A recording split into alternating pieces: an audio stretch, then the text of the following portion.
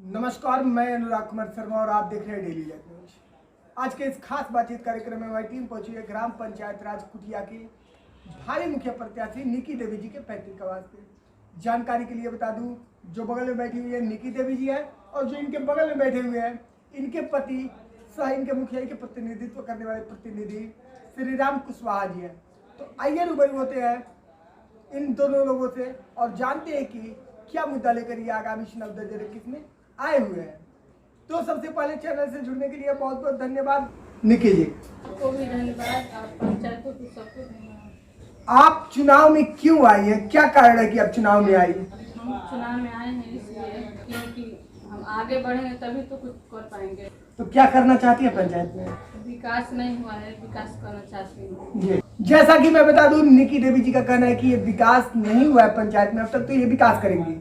हालांकि बता दूं कि ये एक शिक्षित महिला है जो चुनाव में आई हुई है। तो आइए रूबरू होते हैं इनके पति सह प्रतिनिधि श्री राम जी से और जानते हैं कि ये क्यों निकी जी को चुनावी दंगल में लाए और चुनावी दंगल में आने का इनके परिवार का मेन कारण क्या था। तो सबसे पहले चैनल से जुड़ने के लिए बहुत बहुत धन्यवाद कुशवाहा जी।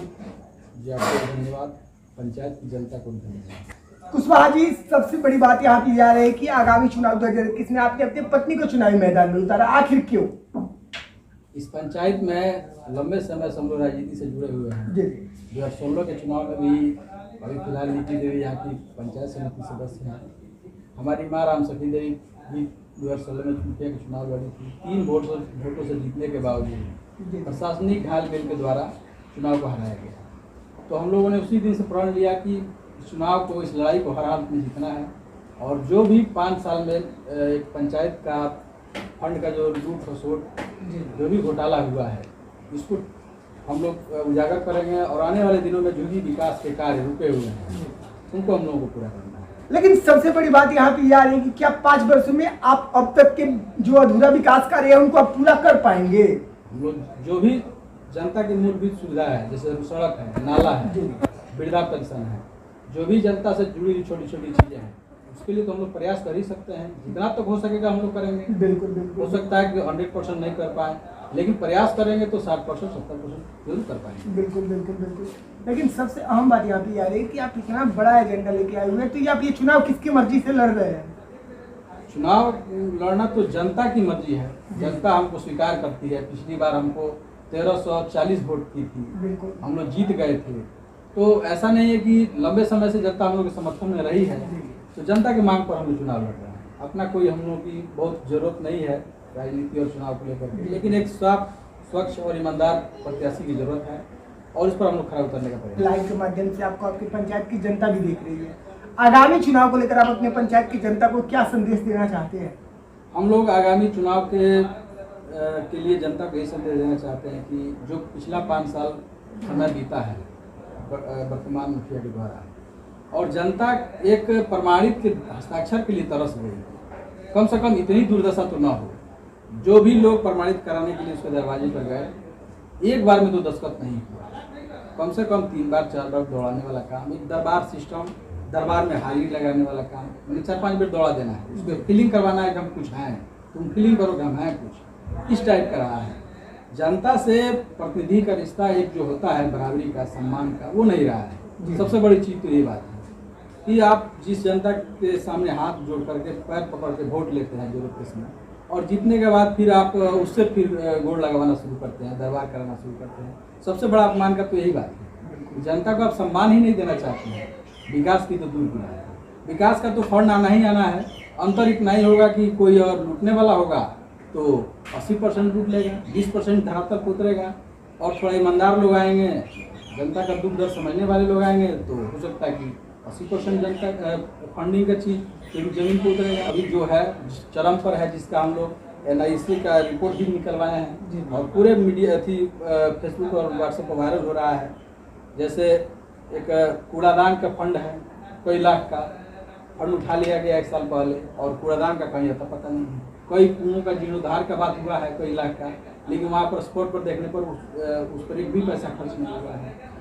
इस तरह से तमाम घोटाले हुए हैं सभी में। तो क्या आप जीतेंगे तो इसी तरह का विकास करेंगे? एकदम नहीं। इसके हम लोग घोटालों और लूट के तो विरोध में हैं। जनता के उम्मीदों पर खरा उतरना है। जनता के विकास का चीज़ उस तक एकदम 100% हम उम्मीद करेंगे पहुँचाएँ। हम एक माध्यम है पहुँचाने का वो फंड। बिल्कुल बिल्कुल बिल्कुल। इसके बाद हम कुछ नहीं है। जनता हमको सम्मान देगी, यही हमारे लिए बहुत बड़ी बात है। तो जनता क्या उम्मीद लेकर आपको आगामी चुनाव 2021 में चुनेगी?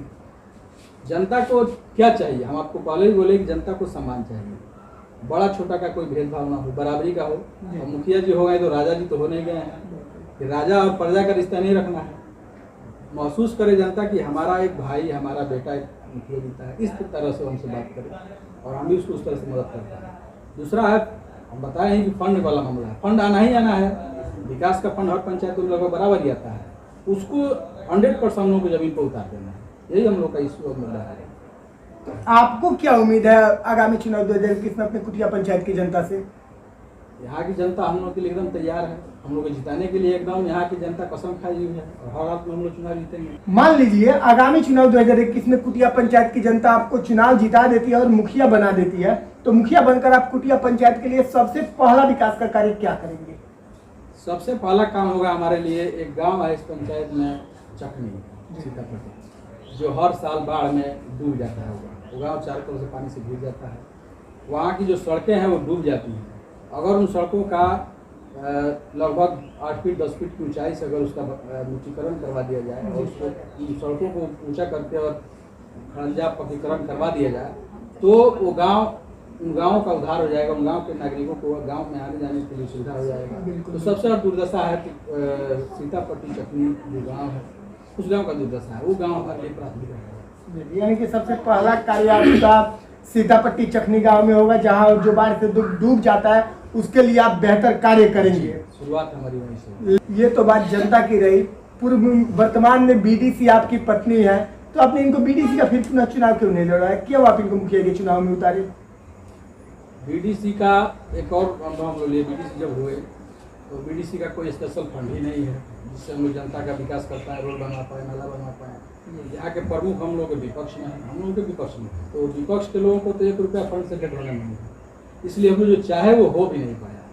तब हम लोगों ने अपना सोच में परिवर्तन लाया, जो विकास से संबंधित फंड वाली योजना है उसको, उसके लिए लड़ना जरूरी है, तभी हम लोग जनता का मदद करता है। पंचायत समिति में उस तरह का कोई फंड ही नहीं है जिससे आप जनता को मदद कर पाए, इसलिए आप मुखिया के चुनाव में उतारे। चलिए जी, चैनल से जुड़ने के लिए और अपना कीमती समय देने के लिए बहुत बहुत धन्यवाद। जी आपका भी धन्यवाद, पंचायत के सभी नागरिक बंधुओं का भी धन्यवाद।